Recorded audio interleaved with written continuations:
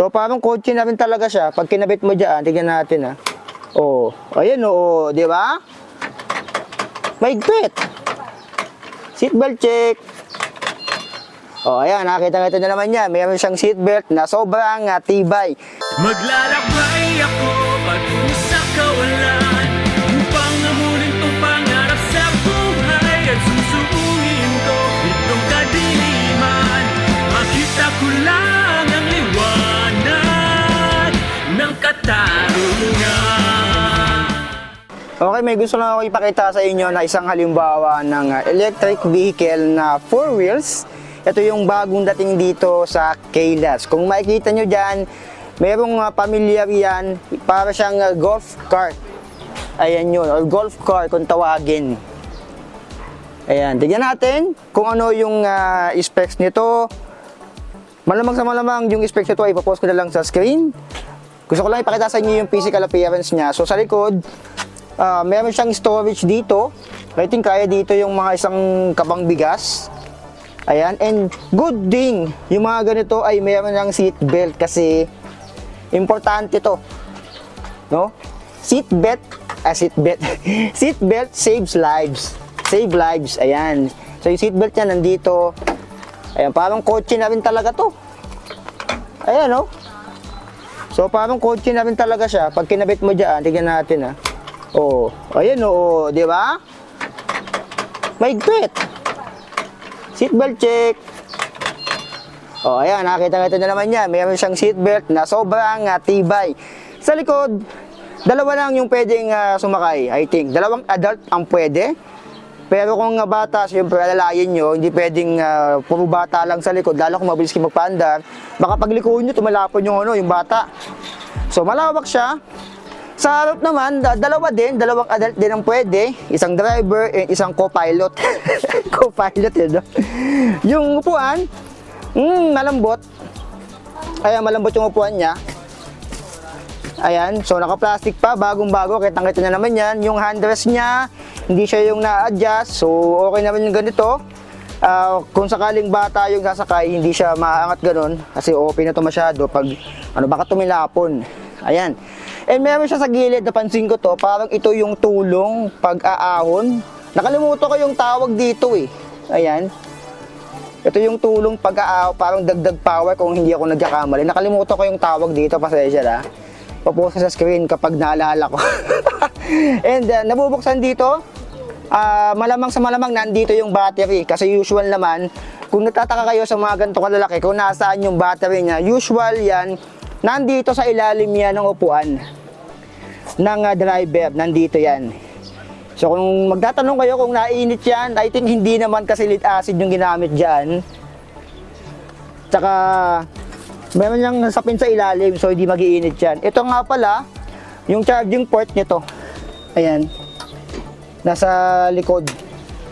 And yung ilalim ito, kung di ko nagkakamali, ay na ano pa to, na-open. Ayan, kung makikita nyo doon, merong susian.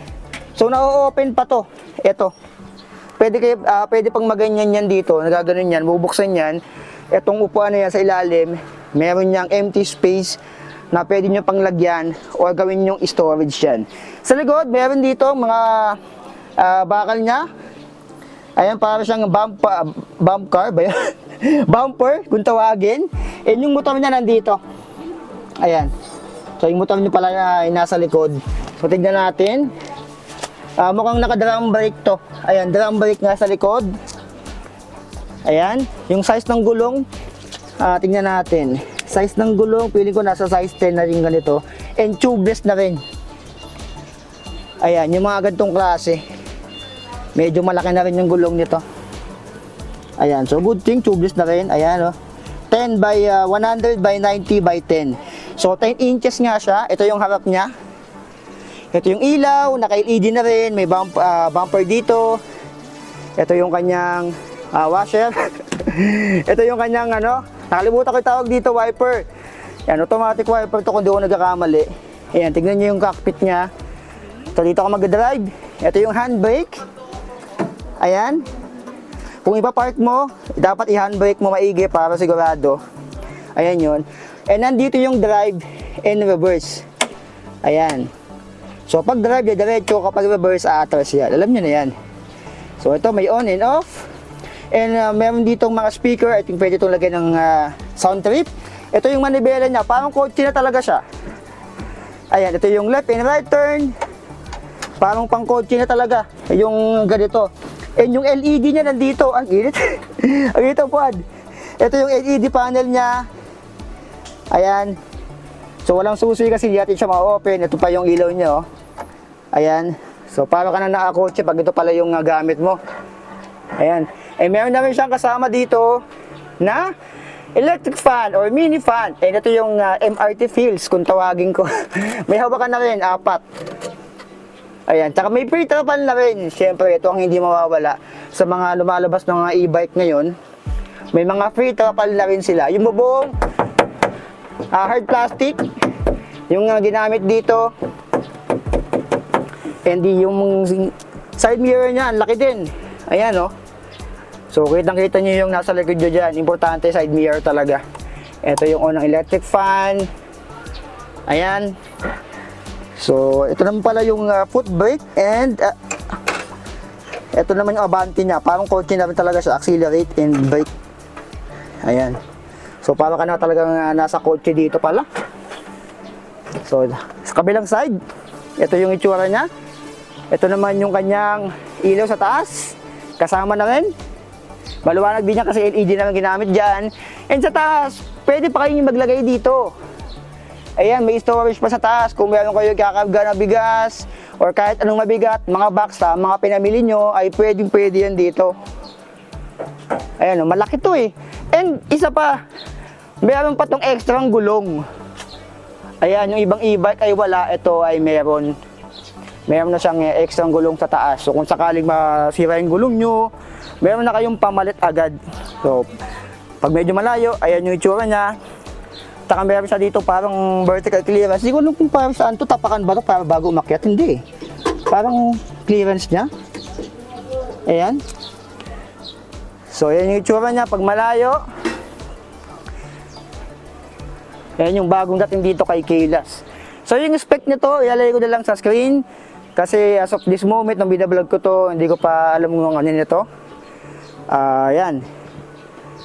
So, yung specs niyan ay nasa screen nyo na ngayon. Kung ilang watts yan, ilang volts, ilang ano yung motor niya, nandyan na. Tsaka yung presyo, ilalagay ko na rin sa screen. Yung presyo nito. So, ayan yung presyo niya. Dito yan sa Kaylas e-bikes battery ng mga bike bodega. Ito yung kanilang warehouse dyan. So, dito yan sa number 15 H Street, Goodrich Village, Concepcion 1, Marikina City. Pwede kayong bumisita sa kanilang Facebook page, nandiyan na rin. Search nyo lang Kaylas e-bikes battery bikes bodega or Kaylas, lalabas na yon. Google Map, Waze, pwede rin. Wazeable sila sa Google, ay kita rin sila. Madaling puntahan kasi nga may uso na ang Waze ngayon tsaka Google Maps. I-search na lang. So ayan yung vlog natin dito sa isang golf cart dito. Nakalimutan ko yung pangalan nito kasi nga darating lang ito. Pagod ko na lang sa screen yung pangalan niya. So ayan, yung isang electric vehicle dito na pwede nyo mabili kay Kaylas e-bikes battery and bikes bodega. So ano masasabi nyo? Kontakin nyo lang sila kung trip to mga to. Ayan, yung 4 wheels electric vehicle na ito. Like, comment, share, subscribe. So bigit tayo. Love you all. Designing up.